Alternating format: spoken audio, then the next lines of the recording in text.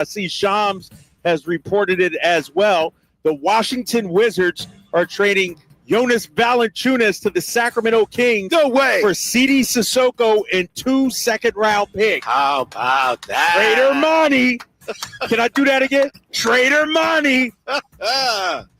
Our boy is wheeling and dealing like a blackjack dealer out here, Whitey. You know, oh my gosh. Press conference today where he was asked about size and length, and he said, "Oh, we're working on it." I know some people saw that and thought he got nothing. I think he may have something up his sleeve. Did you think so? Okay, all right. Yeah, and clearly he did. He was holding things tight to the vest, if you will. And this is massive news. Massive news. First of all, Valanciunas is Domas's guy. Yes, we know those two are countrymen. And speaking of massive, he's a and his respect for Doug Christie. I talked to him last time the Wizards were in town, and he raved about Doug. And so for the organization to go out here and get him, I view him as a backup center. Yep. He's a 15 to 20-minute kind of night guy. You don't need Domas playing 40 minutes a night. But also in a pinch, Whitey. Yep. In a pinch. I know where you're going. You could run them both out there. Depending on matchups, you could play them both in short spurts. I'm not saying I want to see a start or anything like that, but he's good enough, and they both can knock down the three occasionally. I like this move. I like this move a lot, man. And I don't want to be greedy, but why not? I'm not sure this is the last move they're going to make. I'm not sure either, because I thought they were going to do the Valanciunas move with the trade exception. You still got that $16.8 million trade exception. Come on, Bobby Portis! Yeah, and Whitey and Jay.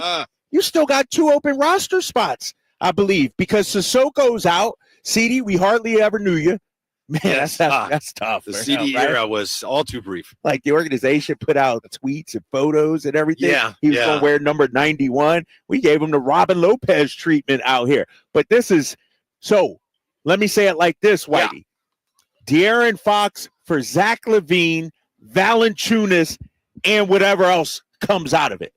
Yes. I think you start to feel a little bit better about this trade. So you said 2 second rounders? 2 rounders? second rounders. Okay, so you still got 3 second rounders in the deal. So you got Zach LaVine, Jonas Valanciunas, 2 first rounders, and 3 second rounders.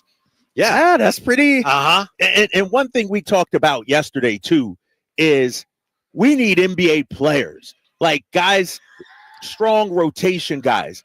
Not. Like, this ain't spades. Yeah, in spades, you say, we got 2 in a possible.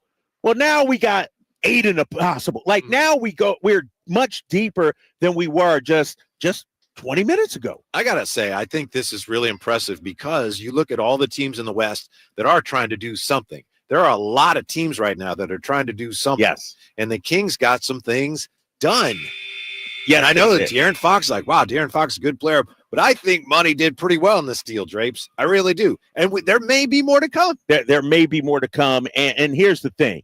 When I first heard this deal, I was just coming up on the elevator and I saw this.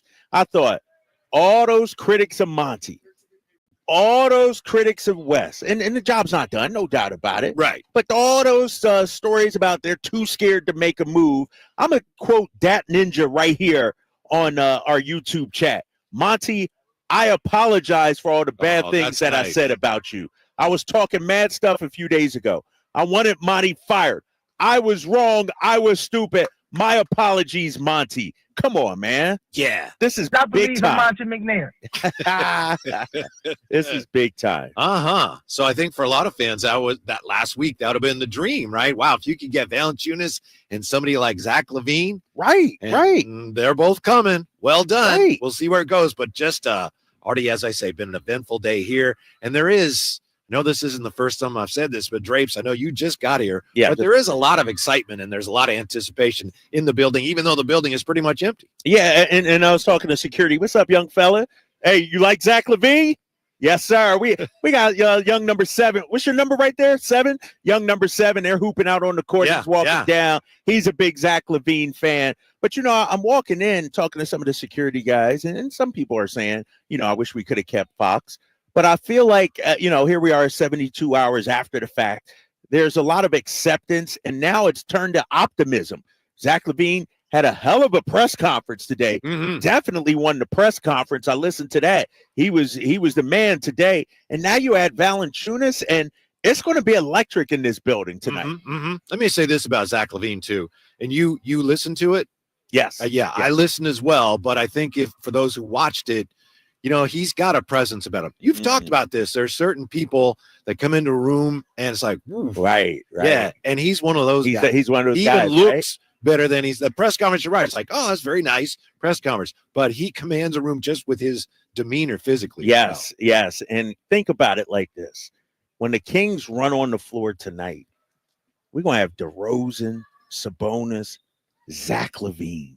Knowing that there's more. Next time they're home, Valanciunas will probably make his debut on Saturday night against his old squad, the New Orleans Pelicans. And so this team is much deeper, much more balanced today than it was yesterday. Yeah, I just saw a number here that I know Jay is going to appreciate. Oh, Jonas Valanciunas, 6'11", 265, wingspan 7'6". Wow, there you go. And I mean, I'm honestly, I think he's going to be ecstatic to get here. Like I said, Wizards were just here, a few weeks ago. What was it? A month ago, maybe. And when I talked to Valanciunas, you could just tell the relationship him and Domas have, the smiles, the excitement, and let's keep it real. He put in some work when he was in here too. Like when he was coming off the bench for the Wizards, but when he was playing, he was giving them that business. Now you got a tough, physical player, great rebounder as well. This is to me a home run right now with this Sacramento Kings team, because you make this move, Whitey, with Valanciunas understanding what his role will be. I'll say this: if he's okay with coming off the bench in Washington with that franchise, best believe he's going to be okay backing up his countryman Domantas Sabonis and trying to compete for a high playoff seed. The great Amadrock here in the chat says, Monty, I take back all my snake bites. But then you've got, and the chat is really jumping here, Man Fast Lane is saying, F that, they still need to be fired. So I think he's just trolling, right? Yeah, he's just has to be trolling, right, having some fun. He's trolling right now. These guys, I'm talking about Monty and West, they've been taking some shots. And trust me, they hear it. They hear, the snake comparisons, and they need to be fired and everything like that. And, one thing to their credit, because I don't know if I would have been able to do it, what they're doing. They just kept their head down, let it roll off their back, didn't fire back or anything like that.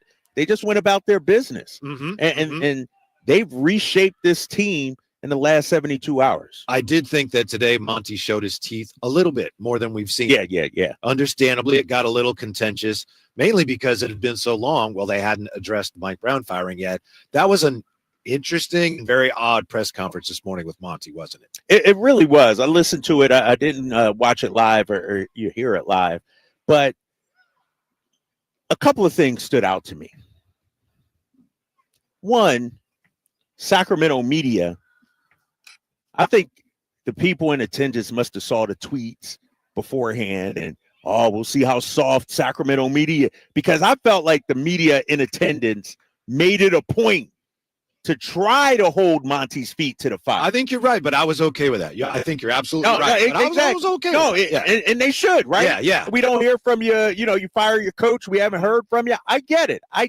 It seemed like they were like hell bent, like they went in with the agenda. You know what, Monty? We ain't heard from you. No softballs. Right, today. No softballs today. Secondly, to your point, I did sense a little annoyance, I guess, from Monty, and that's acceptable. It's understandable, right, but we haven't seen a lot of that from him when dealing with the media. Yeah, exactly. And everything that happened today in terms of press conference with those Monty and the media was kind of expected, right? Like Monty's been taken shots at for months now, even before the De'Aaron and Mike Brown situation.